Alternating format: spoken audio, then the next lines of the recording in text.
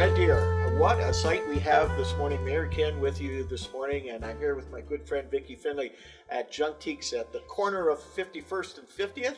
A treasure trove, frankly, of everything of the past. And you know, when you get to my vintage, the past becomes much more valuable, to say the least. I'm joined this morning by Deputy Mayor Diane Weinches this morning. So nice to have Diane with us this morning. And so we're really excited to start today's broadcast right here with Vicki. So let's get started. Good morning. Welcome, Mayor Johnston and Deputy Mayor Weinches.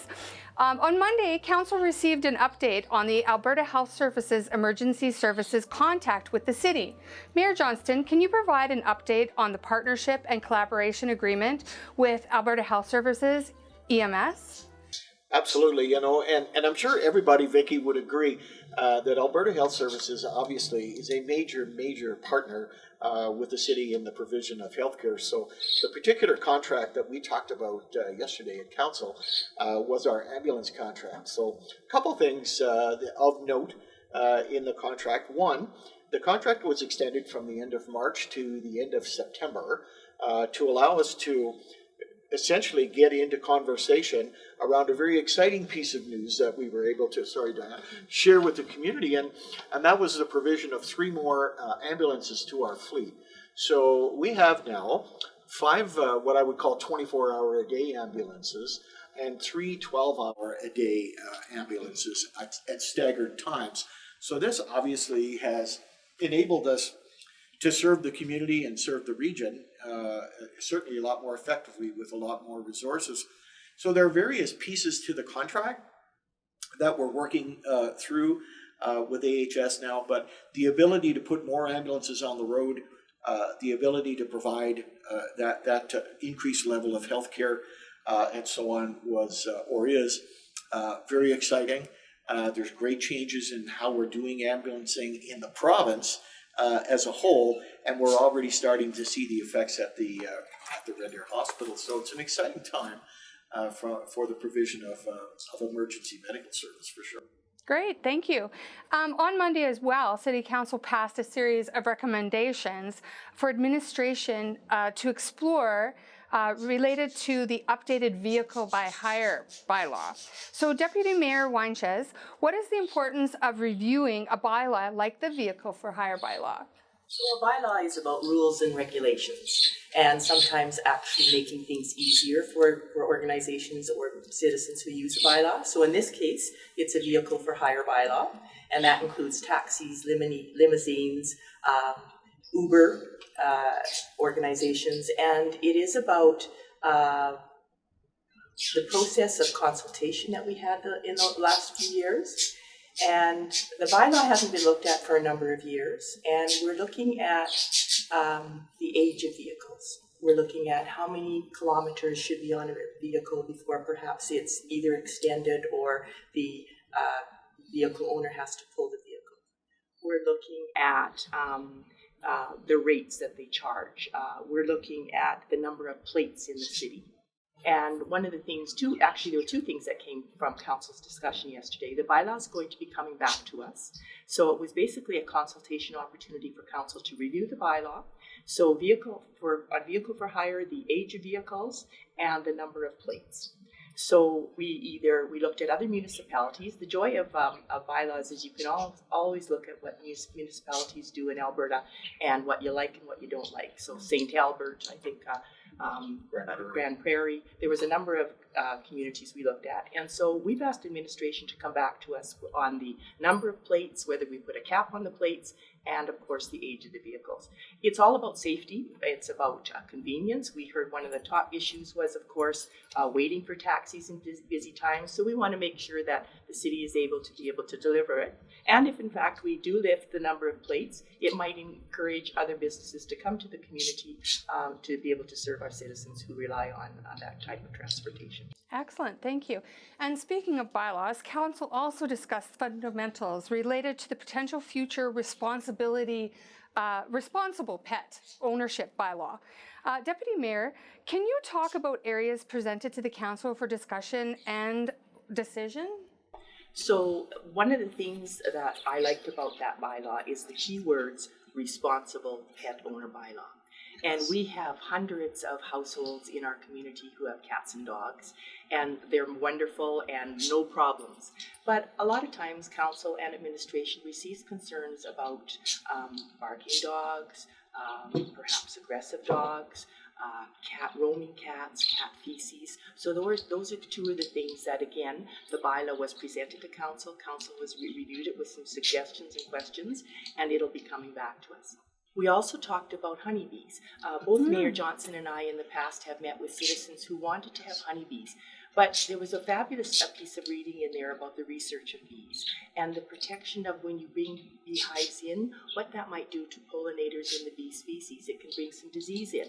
So I think based upon our conversations, the bee owners that we have, the beehives, they want to preserve the bee pollinators. So there won't be any beehives, additional beehives allowed in the city.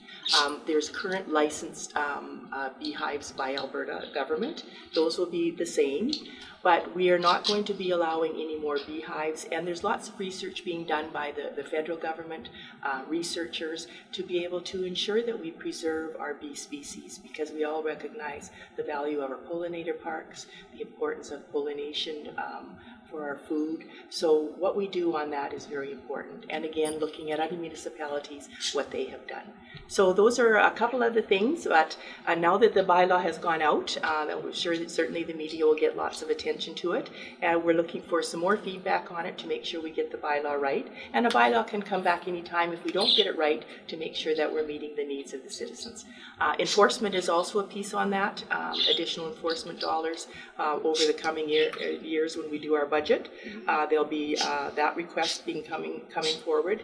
But right now, ensuring we meet the level of service that we've set with enforcement to make sure those concerns are dealt with. Okay. Well, Mayor Johnston, as a responsible pet owner of 7 cats, I'm wondering how residents have been consulted in the development of this future responsible pet ownership bylaw, and what are the steps in the process? Well, may I go on record, Vicki, first of all, saying that I do not have 7 cats. I wish I had 7 cats. And so on. I'll say, anyway, just having fun. So one of the things in the bylaw yesterday around cats themselves was a limit on the number of cats and how we're going to manage that and so on. But your question, I think, is quite fundamental to some of the things that Deputy Mayor was speaking to this morning, and that was the public consultation on this. You know, we started consulting with the public on a cat bylaw. You know, our cat bylaw, I believe, is from 1996. So it's quite ancient, you know, when you think about it, 27 years old. And it doesn't require, for example, fundamental things like licensing, for example, only the prohibition of roaming cats and being, as Councillor Diane said, a responsible owner.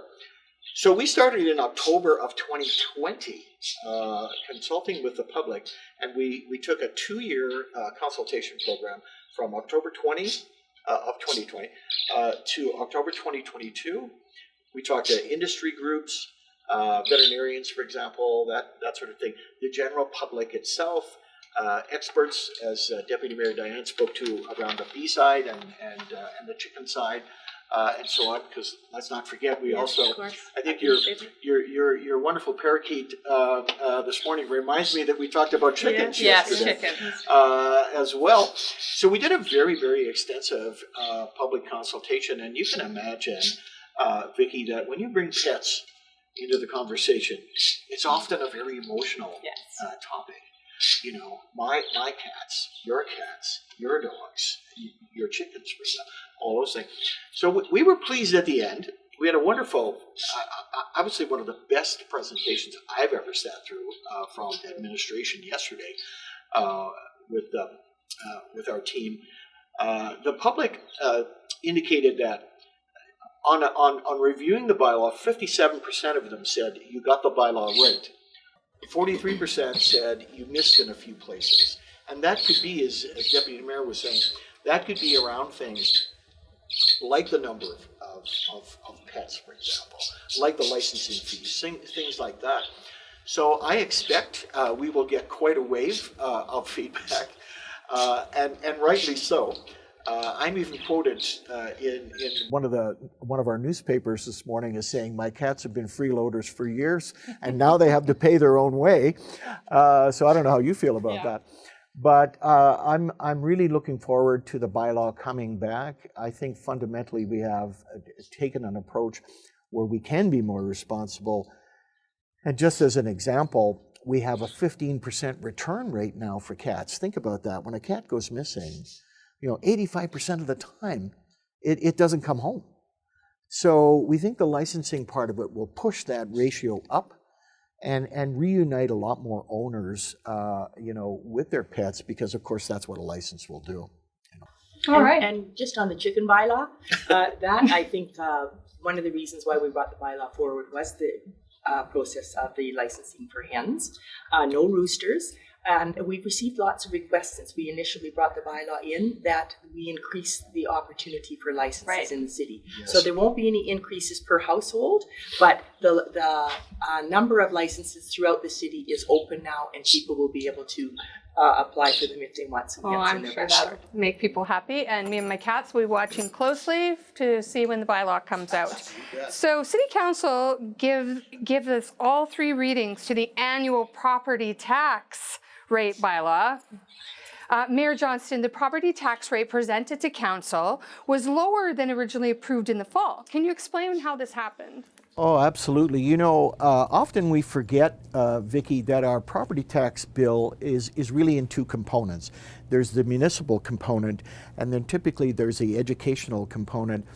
In Red Deer, there's an even smaller component, which is around supported housing, seniors housing. Mm. So a typical tax bill, and I'll just use, sort of the rounded math. So if we have a tax bill of $4,000, 3/4 of that, or $3,000, is your municipal share, and $1,000 is the education share, and a small share for the housing, the seniors housing I spoke to.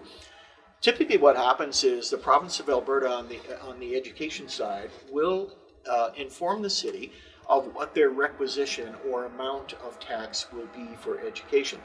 This year it was actually reduced. The province actually reduced the requisition. So we were able to move those costs forward so that you and I, for example, while we're paying 4.6% on the municipal side, we're only paying about 2.5 or so, 2.2 actually % on the housing side, rather than the normal, say, 4%. So our actual requisition will be lower this year on that $4,000 example that I gave you. So the municipal share remains the same, the provincial share goes down, and the net effect is you and I pay a little less than we did in 2022. So pretty good story. Great, thank you. So Deputy Mayor Wynchez, Council also approved the Business Improvement Area Tax Rate Bylaw. Can you talk about what this is and where the funds are used? Sure. Well, first of all, you can't talk about the Business Area Improvement Tax without recognizing the Downtown Business Association. They brought to us a budget in December of last year, and now this is about funding that budget. And the downtown BIA goes back to 1983, I believe, and there's about 373 businesses in our downtown, and they get a tax, and it rate goes anywhere from $10 to I think as high as $373. Was that the amount yet last night? Depending on their assessment value, and so those bills will be going out to our downtown businesses. No surprises for them, but what it does is it funds the Downtown Business Association and their work. So this year the DBA has planned a whole bunch of events, which will hopefully bring people, some of the beautification projects. I think if you haven't been downtown, you reside here. Your store is an example of what I call a gem for people to explore. Yes. You've got treasures, and it's also supporting our small businesses. We've got some restaurants downtown, so the whole thing is to fund the work of the Downtown Business Association. A shout out to them for everything they've got planned and the importance and value of business owners such as you that contribute to our downtown. And Red Deer, come on down and visit. It's a great place to explore. Great, thank you so much. Was there anything else from yesterday's council meeting that you would like to mention to our viewers? Well, I'll start and say, Vicky, that one of the things that I spoke to in council yesterday, we have a section of the meeting called Points of Interest, and I made reference to two events that occurred on the weekend. Councillors attended one event, and I attended the other one. One was Sikh Heritage Month in the city. April is Sikh Heritage Month in the city. There is a Sikh temple in Red Deer. It was opened in November. It's the first time the Sikh communities had their own temple. And I was telling council yesterday that there were around 500 people on Sunday that turned out at the temple to celebrate the proclamation and so on. So that was very exciting. In a day or two earlier, I believe it was Friday night, and forgive me if I got that wrong, it might have been Saturday night. Saturday, thank you, Diane. Was Ramadan. So that was also, of course, the conclusion of the Muslim fasting days with a feast. As Councillor Jeffrey says, for those of us that didn't fast, it was a pretty full event. For those of us that did fast, we went away finally filled up, but the point I made at council and now to the community this morning is Red Deer is growing ethnically, it's growing culturally. It's enriched by these groups and cultures that are coming into our landscape, and they're celebrating and being recognized in the community. And I think it's just absolutely terrific. So folks, get out and celebrate your Red Deer this summer. You'll really be thrilled with some of the events that are coming. So Diane, did you want to finish this out? Thank you, Mayor. Thank you for hosting us. Always great to be in our downtown and visit your shop. I think I'll explore a little bit after our meeting. I think for me, it's springtime, and we're seeing lots of loose gravel still on the road, but the street cleaners are out. More pedestrians, more scooters, more motorcycles, bicycles. So just a reminder for our safety. Safety for the pedestrians, on those who are riding their motorbikes, those who are riding the scooters and their cycles, and of course for our road crews that are out there. And let's be safe out there in the spring. Thanks, Reggie. Thank you. Take care, folks.